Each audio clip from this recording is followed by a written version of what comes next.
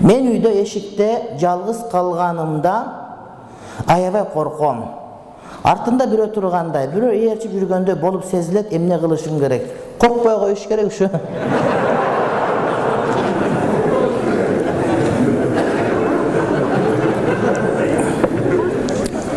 Неден коркасың?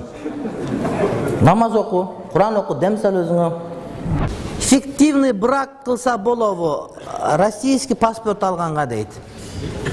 Бул деген нике кыйылбайт, жөн эле никеге турду, ЗАГС кагаз алды, нике болду деп ана эки жакка кете берет, анан ошон үчүн анан кийин эме алат деген сөз. Ага акча төлөп берет деген сөз.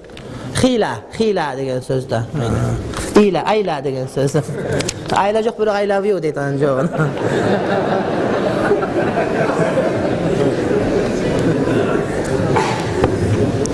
Эгер ошого мыйзам жол берсе, зыян тийбейт. Эгер ошого мыйзам жол берсе, зыян тийбейт. Андан ошо никеси болуп калбайт.